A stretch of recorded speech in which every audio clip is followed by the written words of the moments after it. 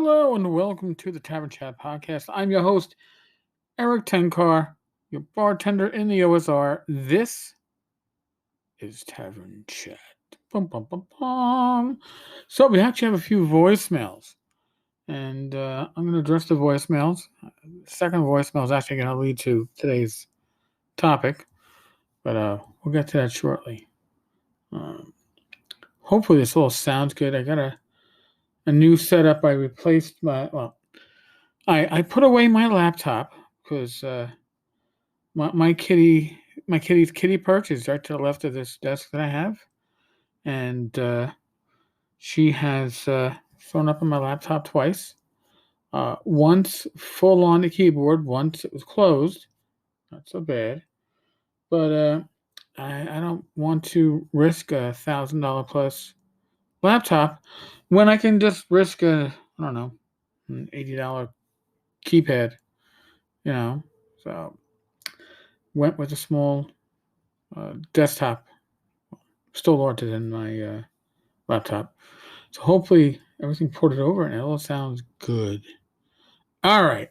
On that note, let's get to the first voicemail from Matt Golden. Hello, Tenkar. This is Max Golden calling you from the great state of Arkansas. I'm not sure if we've ever met at a convention, but it's possible. I am, you may know, one of the co-creators of Castles and Crusades and co-founders of Trollord Games. I was calling to congratulate you on your 1,000th episode. I greatly enjoy listening to all your episodes, especially on my long commute. So congratulations again, and I hope you are able to produce 1,000 more. I'll talk to you soon. Matt, thank you. And believe it or not, Castles and Crusades is probably the game that brought me back to the old school gaming. I mean, I came back to gaming playing Dark Heresy on Fantasy Grounds, but I found a really solid group that played Castles and Crusades. And I remember buying Castles and Crusades on buy.com. They had it, the first print, for some ungodly price, like $9 or some shit like that. I had to buy myself a copy. I ordered another 5 copies to give out to my old gaming group. Every spring, except for last year, we gather. I call it the Gathering of Fools, and this is my high school / college gaming group.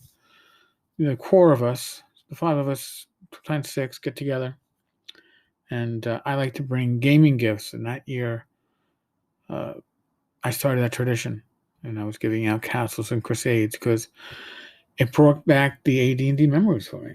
So, thank you. I really appreciate the work that you've done. So, Randy from Biggus Geekus called the show, and he has a interesting question for me, and I'm going to try to address it. I can only address it from my perspective, and I'm not going to speak for the rest of the old school gaming community, but I can speak from my own personal perspective. I know I'm teasing you all, right? You'll hear Randy Faze give us the question, and then I'll answer. Hey, Eric, this is Randy Nichols of Biggus Geekus. Just listened to your podcast about party at the spur of the moment. And I was pondering, if high level is 9 to 12, as Gygax implies, then kind of what's the point of 13 to 20 or higher? Do most people in old school stick to the low levels? I didn't. I played years and years of first and second edition. I played their whole runs all the way through. And boy, we played to high level and had a great time. Is it because it's more challenging to build adventures, challenge the characters? Is it because you think the game gets a little weird and wonky? I mean, because it can if you're not careful. But would love your take on that. I'd love to hear an episode on, why the OSR seems to, at least the podcasters talk about playing low level. I know you love low level, or it seems like it. Keep on keeping on, 1,003 and more. So well done, sir. All right, so Randy has a good question, and yeah, if Gygax saw, I don't know, levels 9 to 12 as high level, is that where campaigns really topped out. And I'll be honest with you, when I played in high school in the gaming group that I was part of up in the Poconos of northeastern PA, we had characters hit, I don't know, 18th level, but it wasn't legit. I mean, we were playing with the complete an adventure gain a level. So if you were 18th level, you completed at least 17 adventures. We stopped counting experience points with that campaign. And it was a bit Monty Hall, and it was a bit fudge your character's stats, and a lot of wish spells, and magic fountains, and rotating DMs. This is that, I don't know, 15, 16, 17 years of age era. And Valen, my magic user, hit 18. He still had like a 16 strength because, you had to have all those good stats, especially the character got up a level, right? Striker, my paladin, I think he topped around 16 or 17. Those are my main two characters, and others were mid to lower teens. I think my Megan Brand, my ranger, probably topped around 10th. Phasmir the illusionist, I think, was 14th. And yeah, those were the main four. So why is it that today, when I talk about gaming and talk about low-level play or mid-level play, when I put together Swords and Wizard Continual Light, it only goes up to 7th level, which means you get 4th level spells. Oh my god, I'm going to cough. I'm going to have to put the cough button on. There we go. Sorry for that. I don't think you wanted to hear me cough. But the issue is that high-level adventures, as they were written back then, we had Against the Giants, G1 to 3, the Drow series, D1 to 3, Q1. Great adventures, don't get me wrong. But in my adult life, as I've played them, it's been with pre-gens, or you create a character for that game. I'll be doing a show tomorrow night with Joe the Lawyer. We'll do a live stream. And Joe ran us through, I believe it was G1 a couple of years ago. He had to bring a high-level character in. So we did. I forget what level character, 10th or 11th, because we didn't have a huge party. But there's a balance issue at the higher levels. It's just the way the game is written. And I don't think there was as much playtesting. I don't know how much the playtesting there really was, but I don't think there was that much playtesting going on at the higher levels of play. Also, from what you can infer with the characters that show up at Mordenkainen and Tensor and others, these characters seem to have been retired once they reached a certain level and became NPCs of sort. Power brokers, certainly, but probably characters that only got pulled out of retirement for one-off adventures. It's hard to challenge, in my experience, a group of high-level characters fairly. Because either you have an adventure that they're going to blast their way through, or one that you're going to kill them all. There's, generally speaking, no two ways around it. Once you hit high levels, you get magic resistance. They're casting spells that, listen, just like sleep, right? Like, I don't like using sleep on the player characters because the sleep spell at low levels can wipe out a party, right? So it's like, oh, geez, don't want to give that to the goblin shaman, right? Or the witch doctor. They don't want to give them a sleep spell. But at high levels, right? If you have an 18th level caster, what do you want the opponent casters? Because those are always the worst, right? To have power word kill. And here's the other thing, too. At high levels, the worst and most dangerous adversaries your players are going to come across are other classed characters. But the problem with having other classed characters is now you have literally walking loot piles. So if you give these NPCs the items that are equivalent to what your players have, one of two things will happen, generally speaking. One, your players will kill them, and therefore double the amount of extremely good loot that they have, further unbalancing your game, or the players will draw the short straw and die, and therefore the campaign is over.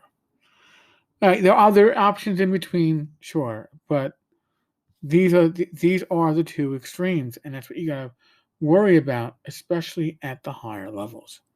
I personally feel it starts to break down somewhere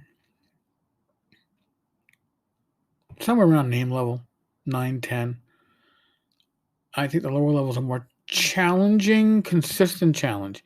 Like I said, higher levels can be challenging, or they can be death, or they can be a walk in the park. It's hard to balance that. Higher level adventures, you probably want to get away from the idea of incessant combat because it becomes very swingy. It really does. I think you can do high level campaigns that are more politics involved, but that requires the right mindset in your players and the GM that has that skill set. In my college years, I think our campaigns usually max around like 8 or 9. And I think there's also some of it is the attention span, not just of your players, but of the DM. At some point, it doesn't become as exciting a campaign. People want the new shiny. So when I had a campaign with my group here from high school and college that we took a break from for like over a year before coming back to the campaign and the characters because we needed that break. And that's a year where they weren't adventuring. It's a year where they weren't earning experience points. That was in our 2E era. So this is just my experience. I can't speak for the experience of others. But from a lot of what I've seen, there's some kind of consistency with the idea that the more consistently good play is that 4 to 7, I think, is a really strong area of play. Lots of options for the PCs, your players, and still not as swingy. You can plan for it. Not saying high levels can't be done. They certainly can be. You just need the right players and the right group. And the right DM. All right, folks. On that note, knocking on wood's going to be a pain in the ass the way this new setup is. I am not a medical professional. Use your common sense. We're in the world of the pandemic. Use your common sense to keep yourself, your loved ones, your family, your friends healthy and safe. Other than that, be safe, be well. God bless each and every one of you. Believers or not, doesn't make a difference. I have good thoughts going out there for all my listeners, all their families. I know a lot of us are going through challenges, not just because of the world of COVID, but things that are maybe tangential to that or just other life issues. And I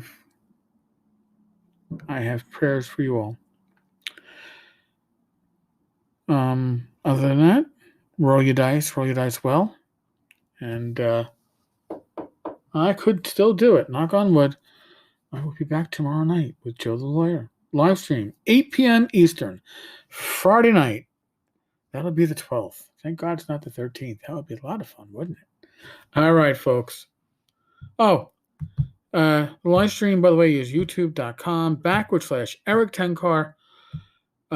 We have pretty much, last 2 months, last 2.5 months, double the number of subscribers. We're up to 305 on the YouTube channel. Please, if you want to support this podcast, probably one of the best things you can do is support the live stream. We live stream, generally speaking, 3 days a week. Wednesday nights, myself and Bad Mike. Friday nights, either myself and Joe the Lawyer, or I'm up there with Glenn Hallstrom, Old Man Grognard. And then Saturday nights, my lovely wife Rach and I, we live stream about gamers' health. And we We love live feedback on all of these live streams. So, please. All right, folks. I'm out of here. Laters.